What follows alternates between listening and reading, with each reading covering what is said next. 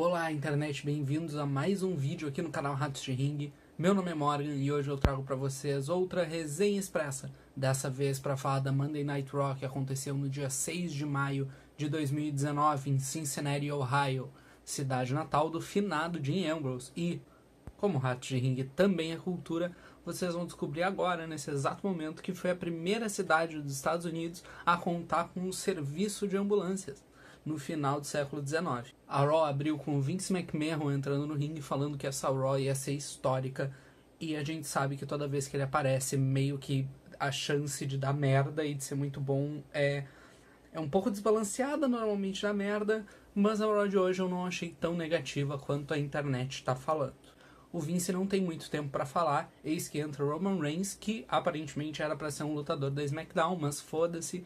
Ele entra e ele começa a falar que ele não precisa respeitar o Vince McMahon, ele precisa respeitar a plateia, e se a plateia quiser que ele apareça em todos os shows da WWE, ele vai fazer isso. A plateia recebeu muito bem o Roman Reigns, era uma plateia que estava apoiando bastante, talvez porque o Dean Ambrose seja de Cincinnati, ele estava apoiando o Roman Reigns daquela maneira, por ser do The Shield, enfim, não sei. Mas entrou depois o Daniel Bryan, que foi recebido com uma reação meio mista.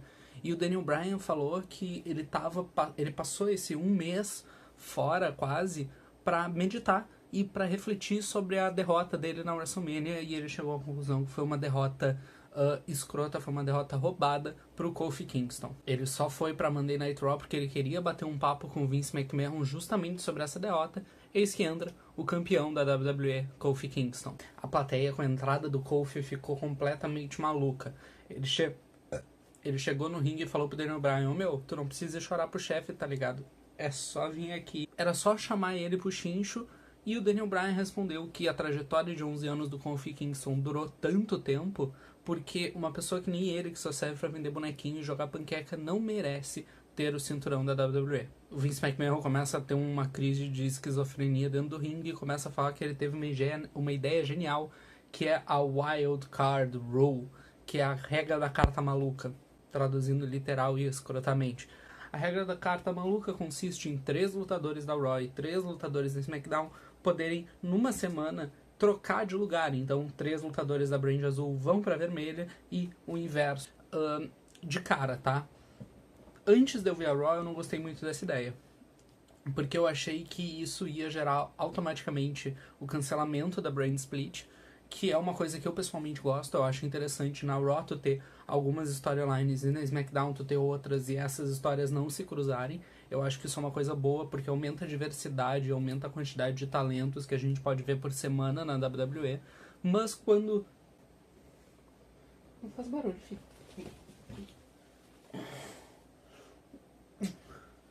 Mas quando eu vi a Raw dessa semana, eu achei que poderia ser até uma coisa positiva, porque tiveram algumas storylines que não foram simplesmente desconsideradas, elas deram uma avançada junto com as storylines do próprio show. O Vince estava tendo essa crise esquizofrênica, ele falou que foi uma ideia genial, e o Kofi Kingston falou: "Ei brother, peraí, não é por causa de nenhuma regra maluca que eu tô aqui, eu só queria me divertir."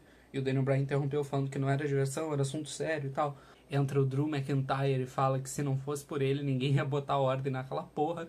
Ele fala que ele tá cagando pro Daniel Bryan e pro Kofi Kingston, mas o problema dele é com o Roman Reigns.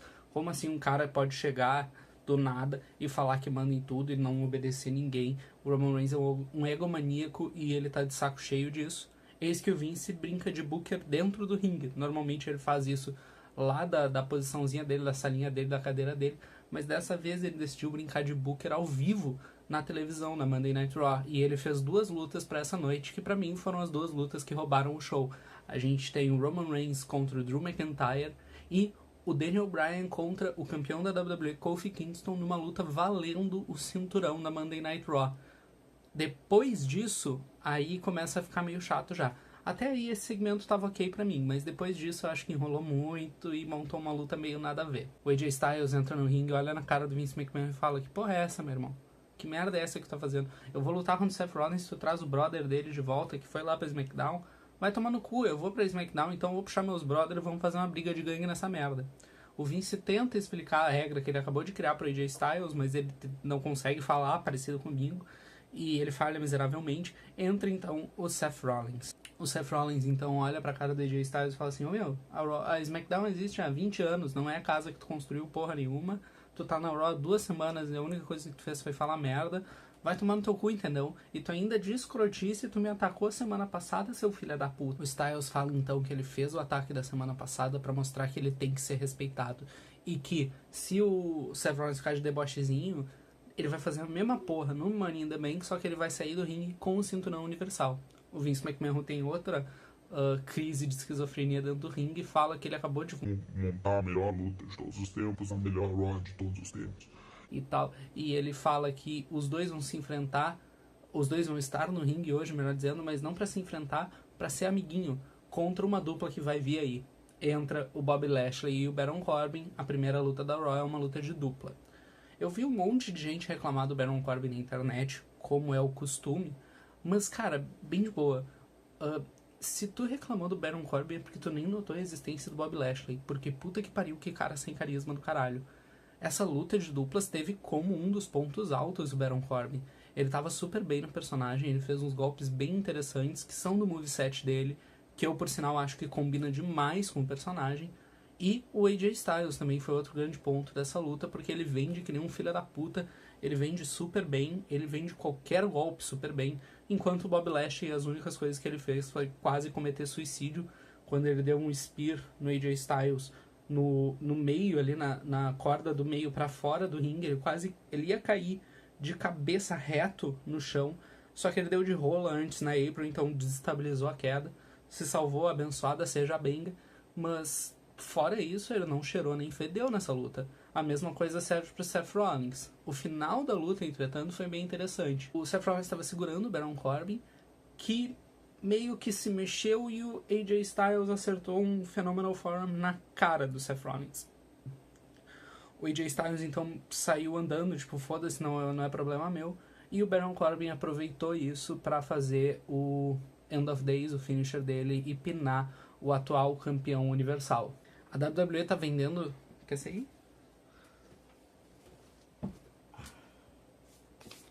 Todo cagado, cheio de pelo, essa merda.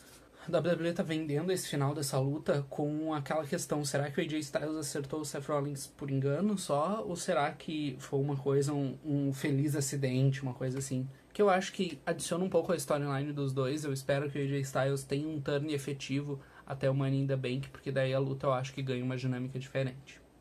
A gente tem uma câmera, então, nos camarins do evento, mostrando o The Miz pegando uma cadeira e sentando na frente da salinha do Shane McMahon. O Miz tá esperando o cara chegar pra encher ele de porrada.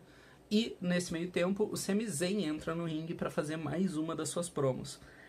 Essa promo eu não achei que... Esse segmento, bem na verdade, o segmento do Sami Zayn na semana passada, que tem uma resenha da última Raw aqui também, se vocês quiserem acompanhar. Esse segmento do Sami Zayn, que tem sido uma das minhas coisas favoritas da Raw, essa semana... Porra, é essa? É só uma mesa quebrada. Essa semana me decepcionou bastante, porque, em primeiro lugar, parecia que a promo dele tinha sido muito escrita, parecia que disseram pra ele, antes dele entrar no ringue, que, pelo amor de Deus, fala bem dessa maluquice que o Vince McMahon acabou de fazer. E ele fez isso, eu acho que não combinou muito no tom das promos do personagem dele nas últimas semanas. E enquanto ele tava falando lá, xingando a plateia, o caralho a quatro, sendo crítico dos críticos, que eu acho um nickname legal pra ele, o Braun Strowman entrou, eles tiveram uma perseguiçãozinha em volta do ringue, o Sami Zayn conseguiu escapar, mas ele foi pego no backstage, o Braun Strowman levantou ele e jogou ele dentro de um container de lixo, que foi recolhido por um caminhão de lixo. Eu não sei se foi aqueles caminhões que tem um negócio pra compensar, sabe? Eu não sei se o Braun Strowman só humilhou o Sami Zayn ou efetivamente assassinou o cara. Eu espero que semana que vem essa storyline tenha continuidade, principalmente por uma prisão e tentativa de assassinato ou realmente um homicídio efetivo aí da parte do lutador bonzinho. É sempre bom quando a luta livre vem acompanhada de uma tentativa de homicídio para dar aquela relaxada na vibe da galera. A gente tem então a segunda luta da Raw, uma luta de 6 pessoas, o Lucha House Party, os 3 membros dessa vez, o Kalisto, o Lince Dourado e o Gran Metalik, contra 3 lutadores locais que, pela primeira vez na minha vida, eu reconheci um lutador local. quando não é a galera da NXT fazendo bico de segurança e essas porra, enquanto eu via a WWE ao vivo, acompanhava semanalmente, eu nunca reconheci ninguém, tipo, ó lá ali, ó, ali, esse cara.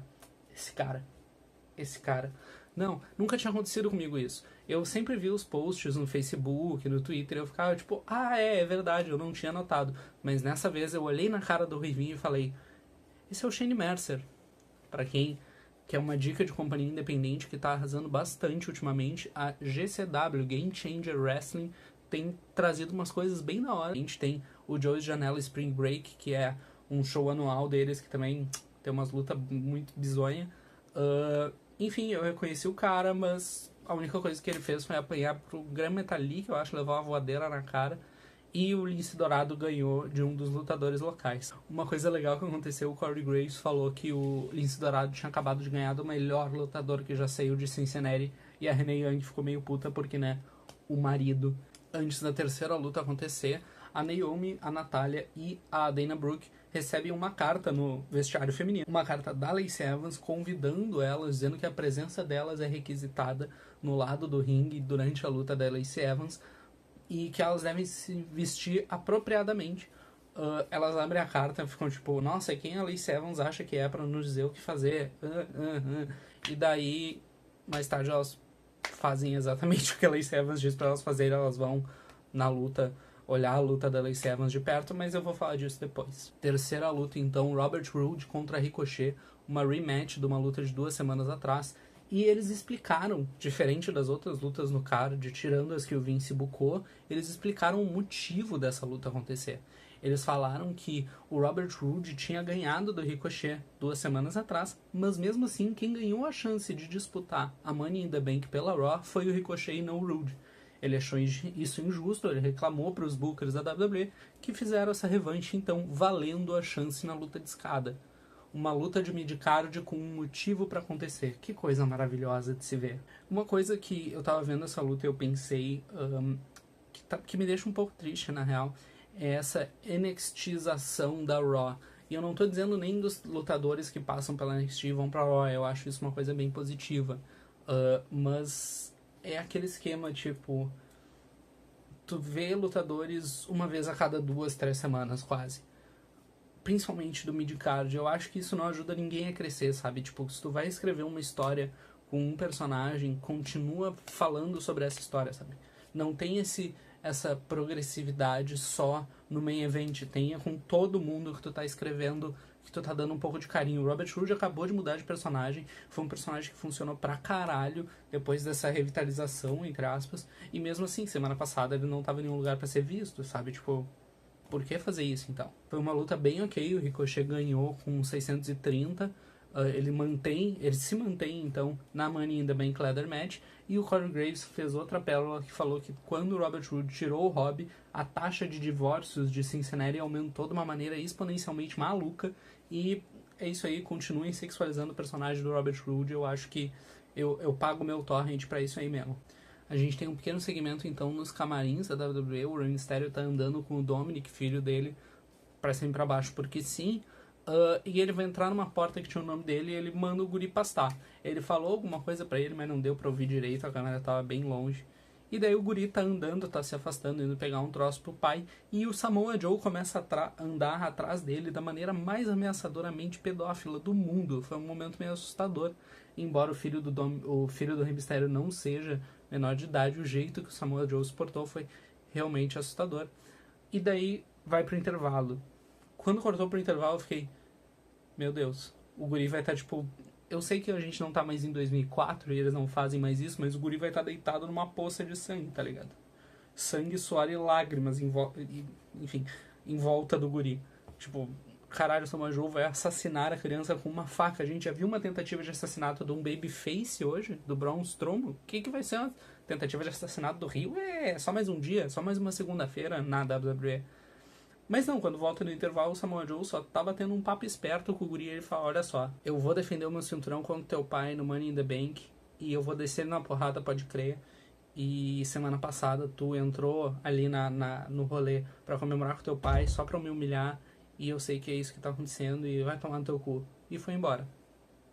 Então a gente tem oficializada mais uma luta para Money in the Bank, Samoa Joe contra Rey Mysterio valendo o cinturão dos Estados Unidos. Não me surpreenderia se essa luta for que nem a luta da WrestleMania, só que durar 1 minuto com o Rey Mysterio ganhando. Bem na verdade, a gente vai fazer um vídeo de booking pra Money in the Bank, mas tá aí, eu já spoilei o que eu vou votar. Rey Mysterio vai sair dali campeão dos Estados Unidos. E isso vai levar também a uma feud Dominic e Rey Mysterio contra Samoa Joe na SummerSlam. Já tô deixando aqui. A Lacey Evans começa a entrar no ringue e ela é anunciada como a Sassy Sonnen Bell. Eu não notei se eles já estavam chamando ela assim, com esse Sassy antes, nas semanas anteriores. Pra mim, acho que não. Mas é, de novo, o Vince McMahon se transformando no Silvio Santos da pior maneira possível. Ele, ano retrasado e ano passado, ele tava bem, sabe? Quando ele aparecia, que era bem pouco comparado a esse ano já, ele tava fazendo umas coisas que faziam sentido. As últimas aparições dele, ele foi só um velho escroto. Tipo, por quê, tá ligado? Como eu falei antes, a Natália, a Naomi e a Dana Brooke vão realmente pro encontro da Lacey Evans do lado do ringue. Elas, quando receberam as cartas, elas estavam todas tipo, ai meu Deus, quem é ela pra dizer o que a gente tem que fazer? E daí elas foram lá e fizeram exatamente o que a Lacey Evans disse pra elas fazer. Então, aparentemente a Lacey Evans é importante. E foi mais uma luta da Raw contra uma lutadora local. A Lacey Evans ganhou de uma mina aí, dando um soco na cara, e era isso. A Lacey Evans, depois da luta, revela o motivo de ter convidado todo mundo pra estar ali. Por sinal, me esqueci de falar, mas a Alexa Bliss entrou também. Então são as 4 minas que vão estar na Money in the Bank por parte da Raw. E ela falou que chamou as minas ali pra elas olharem de camarote o que uma mulher de verdade faz. E que ela sabe que alguma das 4 pode acabar ganhando a Money in the Bank. E ela queria só mostrar, deixar bem claro que quem ganhar a Money in the Bank, se tentar fazer cash-in nela, é uma perda de tempo, é uma atitude irresponsável e elas vão se fuder se elas fizerem isso. Eis que entra a Becky Lynch, que ela tá com os 2 cinturões, ela entra caminhandinho bem de boa, ela chega perto do ringue, joga aquelas porra no chão e sai correndo e desce o cacete na Lacey Evans. Essa semana não teve juiz pra separar, não teve produtor, não teve porra nenhuma. A Lacey Evans só deu o vazare mesmo e deixou a Becky no ringue olhando tunadaça. A gente tem então uma promo do Daniel Bryan falando que ele tá indo em cima da tecla do Kofi Kingston, porque primeiro, a cultura de consumismo que o Kofi Kingston e a New Day estimulam é uma cultura que vai acabar com a humanidade, que tá fudendo o planeta, e aquele momento constrangedor que o Hill tá falando é verdade. E também ele diz que o Kofi Kingston ele não é um exemplo, ele não é um campeão, ele só se mascara. Mascara? Ele só coloca uma máscara disso. E o Daniel Bryan tá aí pra expor as porra e tal, ele é o campeão do planeta, ele vai proteger todo mundo. A gente tem então a continuação da pior coisa da Raw desse ano, que é essa feudezinha dos Usos contra o Revival. Os Usos agora saíram do vestiário masculino da Raw, meio que numa vibe meio James Bond, assim, saíram na stealth, dando umas risadinhas. Então a gente tem mais uma luta Viking Raiders contra os campeões de dupla da Raw, o Kurt Hawkins e o Zack Ryder. Os Viking Raiders têm a sua entrada e o Kurt Hawkins e o Zack Ryder, que são, de novo, os campeões dessa porra, entram durante a merda do intervalo. Tipo, a SmackDown semana passada também tem resenha da SmackDown aqui no canal. A SmackDown semana passada eu tava tipo, cara, eu não consigo me lembrar de uma dupla da SmackDown, tá ligado? Tipo, o cenário de duplas masculina da SmackDown tá horrível. Eu ouvi até um podcast gringo que eles estavam comentando como seria decente da WWE agora deixar o cinturão de dupla só na Raw, masculino só na Raw, e o feminino só na SmackDown. Porque, nesse sentido, os rosters até estão bem separados, saca? Tipo, tem umas duplas boas na Raw e tem umas duplas femininas boas na SmackDown. Então daria pra fazer essa divisão. Mas não, eles simplesmente cagaram pra divisão de duplas nessa semana. E aquela storyline dos Usos também tá metida nisso. Enfim. Viking Raiders contra Kurt Hawkins e Zack Ryder. Que luta horrível. Tipo, campeões de dupla, sabe? Eles deveriam significar alguma coisa, eles deveriam ser uma dupla difícil de se ganhar. Tá, eles deram 3 porradas no Viking Raiders, que foi a maior surra que eles já levaram na Raw até agora. Mas mesmo assim, tipo, o Hanson, por exemplo, que eu não sei, é o gordão barbudão, eu não sei o nome novo dele. eu não cheguei a decorar. Mas o Hanson saiu depois no finisher do Curt Hawkins, que é aquela bota, aquela pesada na cara que ele dá quando o cara tá sentado. Ele saiu do finisher do Zack Ryder depois do 1, sabe? Tipo, porra. E eles ganharam pinando o Zack Ryder com o Viking Experience. A gente tem então uma das poucas salvações dessa Raw, né, que no final começou a ficar um pouquinho melhor, tirando pelo pior segmento da história da humanidade. Mas a gente tem agora o Firefly Funhouse. O Bray Wyatt entra ali e ele olha o Mercy, e o Mercy, que é aquele fantochezinho, tá comendo um troço. E ele fica tipo... Mercy, o que você está comendo aí, meu chapa? O Mercy fica tipo... Fica na tua, seu gordo de merda. E ele fica... Mercy, o que você está comendo aí, meu chapa? E ele enfia a mão na caixa do boneco e tira os destroços daquele coelhinho da semana passada, o Rainbow Rabbit. E ele fica tipo... Mercy, você matou o seu coleguinha? E o Mercy fica tipo... Ele tava tentando me empurrar o estilo de vida dele, eu não tive escolha. E o Bray Wyatt falou, ok, todo mundo merece ser perdoado. E, a bem da verdade, eu vou te perdoar e vou promover um baita evento por esse perdão, que vai ser a hora do piquenique. A câmera se afasta um pouco e mostra que tem um monte de criança sentada na casa onde o Bray Wyatt está falando com as suas marionetes. Olha que saudável. E essas crianças estão com umas roupas meio de praia, assim, com uns chapéus, uns óculos, umas bolas infláveis, com uma maior cara de cu da história das caras de cu. E ele fica tipo, vamos todos nos divertir, tchau, tchau, pessoal. Horrível, mas maravilhoso ao mesmo tempo. É isso aí, é isso que eu quero na minha televisão semanalmente. Sem sacanagem, eu adorei esse segmento. Eu acho que ele continua ficando cada vez mais absurdo. E, sei lá, no próximo evento eu acho que eles vão summonar um demônio, tá ligado? Eu não sei o que vai acontecer, mas eu tô adorando. Eu acho que o payoff vai ser em porra nenhuma. Eu acho que eu nunca mais vou ver o Bray Wyatt lutar na minha vida. O que também não me deixaria muito triste se ele seguir nessa vibe. Mas, né, que nem o Sami Zayn, eles podem cagar tudo na semana que vem, então... Ah, outra coisa também, eles estão começando a usar um sound effect escroto, tá ligado? Eles estão começando, tipo... Tan, tan, tan, o gatinho, tipo... Então, eu acho que eu vejo potencial. A gente tem uma promo do Seth Rollins dizendo basicamente que vai cagar o AJ Styles na porrada. E a sexta luta da Raw de hoje, do Roman Reigns contra o Drew McIntyre, que foi uma luta bem boa. Foi uma luta de horses, né? Dos caras grandão, peludão, porradeiro.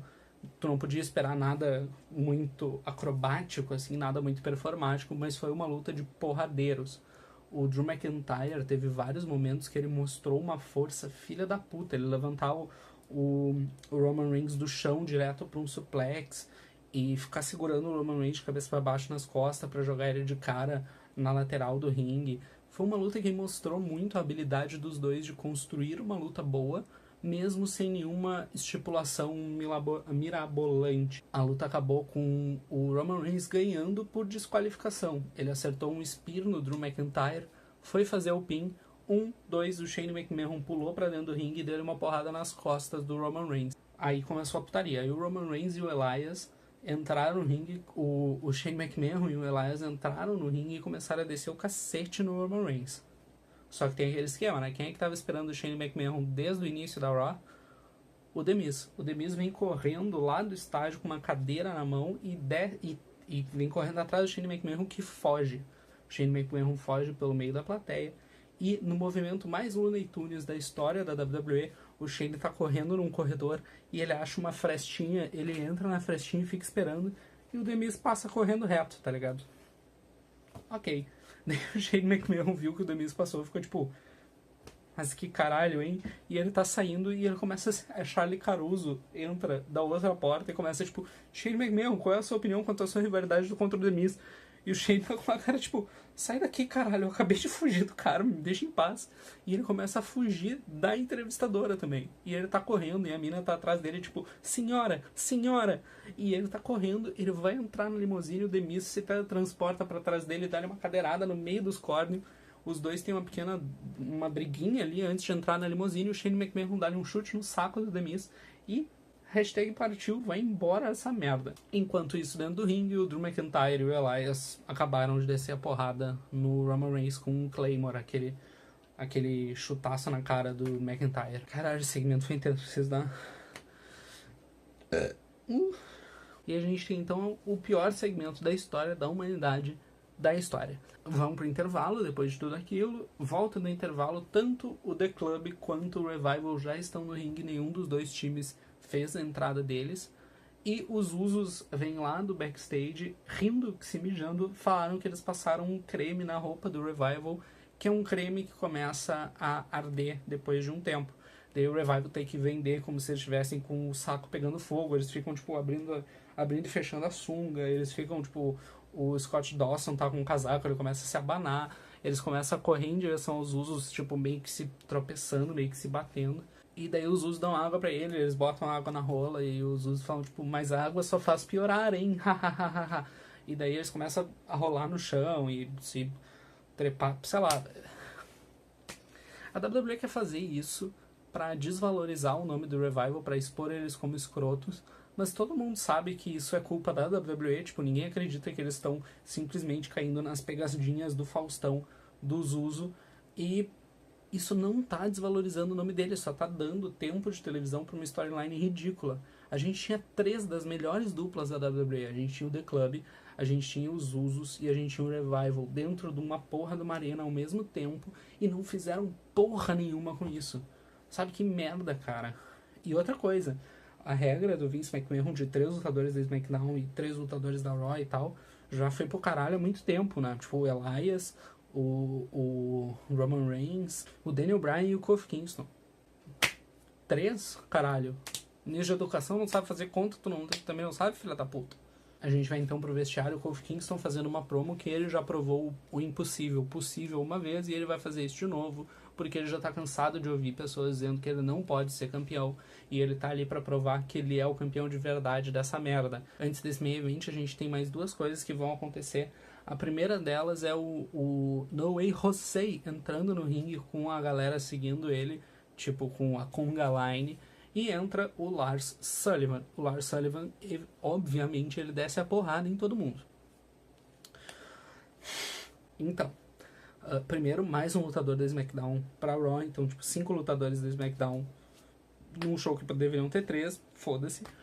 Segundo lugar, se tu tá vivendo debaixo de uma pedra, talvez tu não saiba, mas saiu uns prints e uns posts bem escrotos do Lars Sullivan. E quando eu digo bem escrotos, são umas coisas tipo racista, homofóbica, misógina, xenófoba e todo o pacote de ser humano horrível 2019 Starter Pack. E assim, eu olhei o Lars Sullivan entrar no ringue e eu já fiquei tipo... já me deu uma dorzinha, sabe? Eu gostava do caminho que ele tava seguindo. Eu achava que o personagem dele tinha potencial, mas agora eu não consigo olhar pra ele da mesma cara, principalmente com ele batendo no No Way Jose e sabendo que ele vai bater no R-Truth na SmackDown depois. Tipo... Só que daí eu me lembrei do tweet do Big E falando sobre isso, que ele falou que um monte de gente já tinha ouvido esses boatos do Lars Sullivan, e se for verdade, o Lars Sullivan vai ter que viver no fato dele trabalhar numa companhia que está cercada de minorias sendo representadas e em posição de poder, e esse tweet salvou o meu dia. O próximo segmento é o Vince McMahon lambendo o próprio saco, falando no celular, falando que a ideia dele é genial e ele acabou de ter a melhor ideia do mundo, e dizendo que o Elias não conta nessa contagem de superstars. Esse que entra o Lars Sullivan no escritório e fica olhando feio pro Vince. E o Vince vende pra ele, tipo, o Vince parece todo cagado, ele pergunta o que tu quer e o Lars Sullivan vai embora. Chegamos ao main event, o Daniel Bryan contra o Kofi Kingston pelo cinturão da WWE. Essa luta, primeiro lugar, tinha um monte de gente falando que era uma das melhores lutas da Raw dos últimos tempos, eu discordo, mas eu acho que foi uma luta bem boa, não tem como dar errado com esses dois caras, sabe? Eu acho que seria uma luta maravilhosa se eles tivessem mais 5 minutos de tela. Mas isso já ia servir, tá ligado? Tipo, cortava o Lars Sullivan atacando a Conga Line e eles iam ter uma das melhores lutas do ano facilmente ali. Porque eles demoraram um pouco pra construir, principalmente porque a plateia já tava bem cansada. E quando eles engataram, a plateia respondia tudo. O Daniel Bryan passou boa parte da luta focado no braço do Kofi Kingston. E ele ficou bem técnico, ele atacou o Kofi Kingston fora do ringue, o Kofi levou uns bump feio, o Daniel Bryan fez uns golpes que ele fazia bastante no circuito independente, ele fez o especial dele, aquele Danielson Special, que é um double underhook que levanta, Quando o cara tá caindo, tu pega numa chave de braço, bem bonito o golpe. Fazia um tempo que eu não vi ele usar, eu posso estar errado, mas fazia um tempo que eu não lembro dele usando. A luta foi ganha pelo Kofi Kingston, reteve o seu cinturão. O final foi meio... deu umas esbarradas ali, mas foi uma luta muito boa.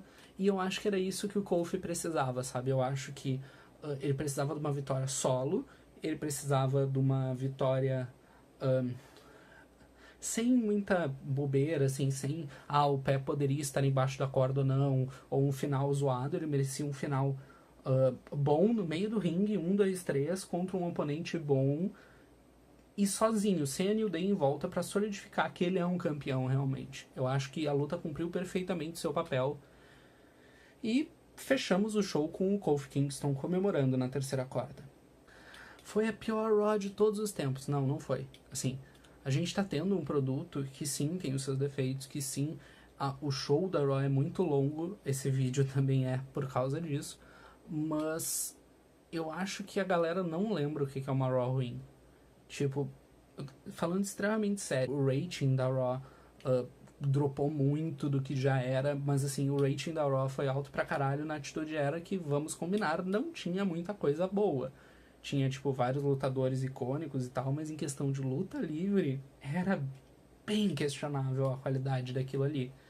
Então, a galera falar que foi a pior Raw de todos os tempos, com o main event do Kofi Kingston contra o Daniel Bryan, sabe? Não faz o menor sentido considerando o que a Raw já foi. Vamos lembrar que a Raw já teve main events tipo Sheamus e Roman Reigns, tá ligado? Já teve coisa bem pior na nossa TV. Pessoal, da Raw de hoje era isso.